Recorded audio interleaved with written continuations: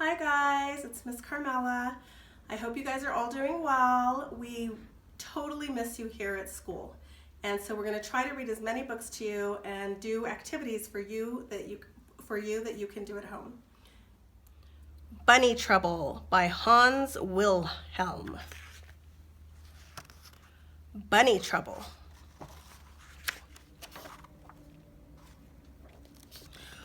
Once there was a rabbit colony that was different from any other. The rabbits here were in charge of decorating all the Easter eggs for the Easter Bunny to deliver. Everyone worked year-round getting ready. Everyone except Ralph. He cared for only one thing in the world: soccer.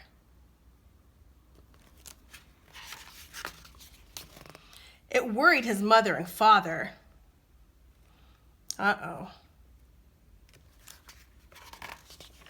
It worried the other rabbits in the colony. It worried his teachers in the school where all the young rabbits went to learn egg decorating. Where was Ralph while everyone else was hard at work in the classroom? He was outside working on his fancy footwork.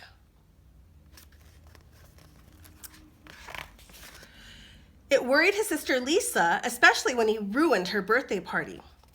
Lisa loved Ralph more than anyone else in the world, but she knew that one day he would get into trouble. He just didn't fit in. Each year, as Easter approached, everyone got busier and busier. The chickens laid more eggs, the painters, the jelly bean makers, and the basket stuffers all worked overtime. Ralph had to work too, but he had a hard time keeping his mind on his job. Instead, he was thinking about place kicks, and he tried just one. Oops, over went a full basket of eggs. The exhausted chickens groaned. The rabbits shouted at Ralph, "Go play soccer on the other side of the trees so we can finish our work in peace." Ralph was glad to go. He went off to play by himself on the other side of the forest. That night, he did not come home. His mother wept and wrung her hands. Where could he be, she wondered, and with Easter just 2 days away? I wonder where he is. Morning came. Still Ralph had not come home. Lisa slipped out to search for him. She found him not far away, locked up in a cage. A farmer had caught him while he was practicing his dribble in the cauliflower field. The coach always told us to look where we were going, not at our feet, Ralph joked sorrowfully. Don't worry, Lisa told him. I'll go and get help. Oh, he's locked in a cage. She ran back, past the busy rabbits, calling, Mama, Mama, we must save Ralph. The farmer has caught him and is going to make him into Easter dinner. Oh, I knew that Bunny would get into trouble someday, wept Mama as she followed Lisa to Ralph's cage. It had thick bars and a heavy padlock. We'll never get him out of there, moaned their mother when she saw Ralph inside. Of course we will, said Lisa firmly. I think I can get the lock open. You see what kind of face Ralph has? Lisa worked for hours, but the lock refused to be picked. The bars wouldn't bend. The door couldn't be pried off. If I ever get free, whispered Ralph, I promise I will never play soccer again. No, Ralph, said Lisa. You want to be a soccer player, and you will be too, but you also have to help with the eggs. And not be such a nuisance, added Mama. Ralph knew they were right. He promised to do what they said. Hours passed. Suddenly, Lisa cried, I've got an idea that will do the trick, but we have to hurry. Lisa and Mama ran all the way home. In no time, Lisa was back carrying a small bundle under her arms. She squeezed it carefully through the bars of Ralph's cage. Then she whispered the plan. The next morning, there was a great commotion around the cage. Inside it, next to Ralph, was a basket of the most beautiful Easter eggs anyone had ever seen. Some were polka dotted, some were dyed deep purple, and some were painted with rainbows. The farmer's children gathered around.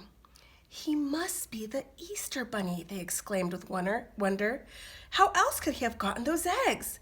We must let him go, or there won't be any Easter for us." So the farmer opened the cage door. Ralph ran home as fast as he could. But he didn't forget Lisa's words. He did try harder with his painting. Ralph even became known for one special design, which he did far better than anyone else, and almost as well as kicking, passing, and scoring. My K Soundbox.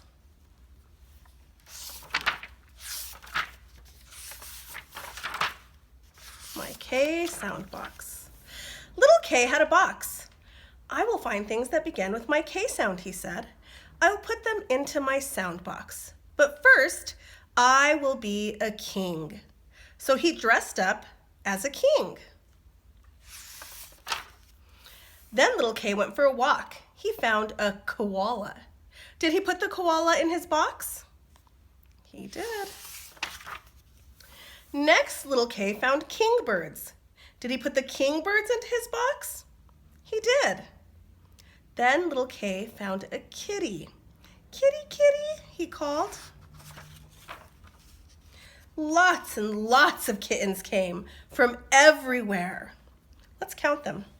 1, 2, 3, 4, 5, 6, 7, 8, 9, 10, 11, 12, 13. 13 kittens came, my goodness.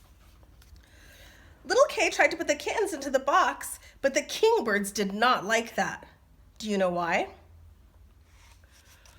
What could little K do? He found a kangaroo.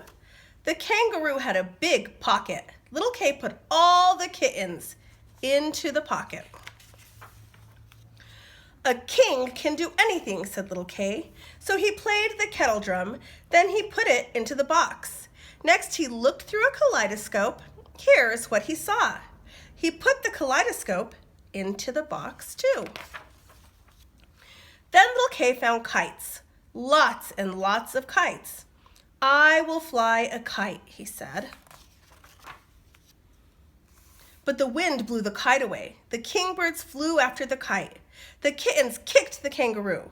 The kangaroo sneezed and blew everything into a kindergarten.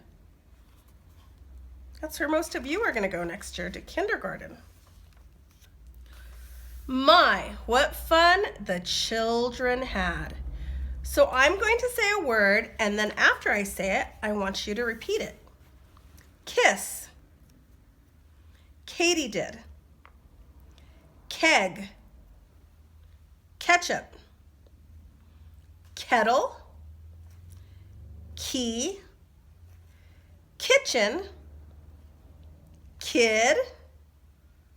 Kid. Kimono, and kayak.